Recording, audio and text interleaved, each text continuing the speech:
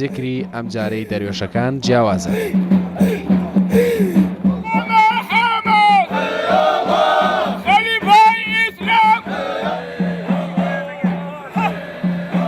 ئەم جارە ڕژاونەتە سەر جادە و بەدەم زیکرەوە دژایەتی خۆیان بەرامبەر بە داعش دەردەبڕن و نزا بۆ پێشمەرگە دەکەن.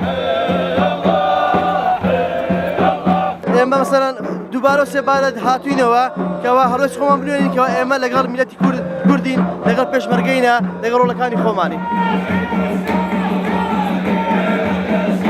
دروشمیان دژی خەمیس فەرحان خەنجەر بەرز کردوێتەوە. خەمیس خەنجەر سەرمایەدارێکی عەرەبی سوننەی ئەنبارە و خاوەن چەند دەستگایەکی خێرخوازیە. بە گوتەی پێڕەوانی تەریقەتی قادری، خەمیس خەنجەر سوکایەتی بە تەریقەتەکەی ئەوان کردووە و هاوکاری داعشی کردووە.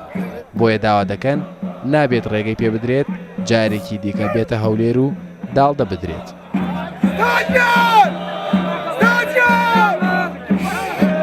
داوا لە سەرۆکی هەرێمی کوردستان دەکەم کاک مەسعود بارزانی پیاوی ئەوە بانێتە کوردستان. ئەمە خوێنمێژی کووردە، ئەمە خوێنی کورد ئەمەژن، ئەمە تیرۆریستن، ئەمە بەحسینە.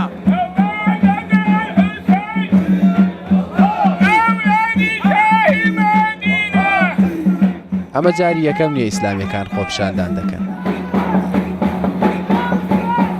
پێشتریش بە چەندین شێواز چالاکیان ئەنجامداوە و دژایەتی خۆیان بەرامبەر بە کردەوەکانی چەکدارانی داعش ڕاگەیاندووە. ئەمە جیاوازترین خۆپیشاندان و ڕەپێوانێکە بۆ دژایەتیکردنی چەکدارانی داعش ئەنجام درابێت. چونکە ئەمان تەنها باوتنی وشەی حەیهەڵا دانەوێت ئەوە بە خەڵک بڵێت ئەوەی داعش دەیکات خوا پێی ڕازی نییە. لە بەحسێن ڕووداوە هەولێر